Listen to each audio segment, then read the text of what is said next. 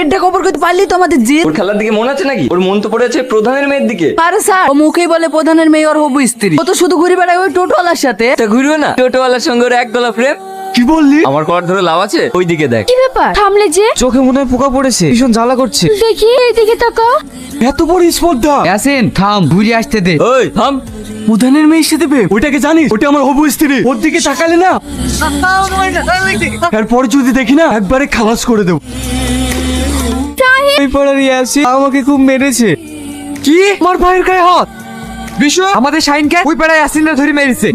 এত বড় স্পর্ধা, বিশ্বাস বংশের গায়ে হাত। আজ তোদের বুঝি দেবো কত ধানে কত চাল। এই ছোপারা তো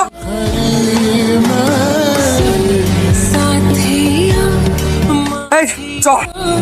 চাচা, ওই পাড়ে ছেলে ইয়াসিনকে মেরে কি করেছে দেখেন। সেলিমের এত বড় সাহস, মন্ডল বংশের ছেলের গায়ে হাত। শোনেন আঙ্কেল, সব নষ্টর মূল্য হচ্ছে আপনার মেয়ে। ওই বংশের সাথে আমাদের কোনো চলাচল নাই, আর সেই বংশের ছেলের সাথে আপনার মেয়ে করছে প্রেম। সব মিথ্যে কথা আব্বু। ও শুধু আমাকে স্কুলে রেখে আসি আর নিয়ে আসি। মিথ্যে কথা না, এটা কি?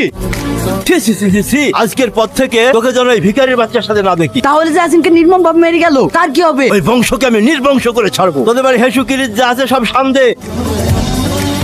জাহিদ, তুমি আর আমাদের মন্ডল পরে যাইও না। কেন? হাসিনকে মারতে আমাদের বংশের লোক সব খেপে আছে। যাকে যেখানে পাবে সেইখানে কবি কেটে ফেলবে। ঠিক আছে শ্রাবণী, তুমি এখন যাও, আমি বিষয়টা ভাইকে জানাই। শোনো, আমাদের বংশের যতই বিপদ হোক, আমি কিন্তু তোমাকে ছেড়ে বাঁচবো না। এই রাস্তা দিয়ে যেন একটা পিঁপড়েও না যেতে পারে।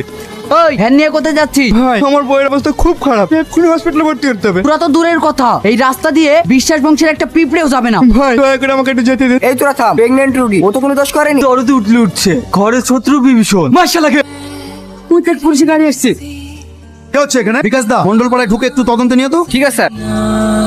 এই বাপ্পা, তুই এখানে কি করে এলি? তোকে যদি কেউ দেখে না ভেঙে মেরে ফেলবে। তাদের ভিতরে আয়। এইভাবে এত রিস্ক নিয়ে কেউ আসে? আসবো না, তাহলে তোর আমার বন্ধুত্ব সম্পর্কটা নষ্ট হয়ে যাবে। বল, শ্রাবণী কোর বাপ ঘরে আটকে রেখেছে, তুই যেন ওকে ভুল বুঝিস না। আমি আসছি। থাম, কিভাবে যাবি তুই? এত রিক্সে তোকে যেতে দেবো না। ভাবি, এই কারে? আমি ভাই শাহিদ। ওকে। খালা খালা সন্ধ্যা লেগে গেছে তো, তাই ভাবি বললে একটু এগিয়ে দিয়ে আসতে। ঠিক আছে, খালাকে এগিয়ে দিয়ে চলে আসবি। তুই যেন ওই পাড়ায় যাস নে। ঠিক আছে ভাই।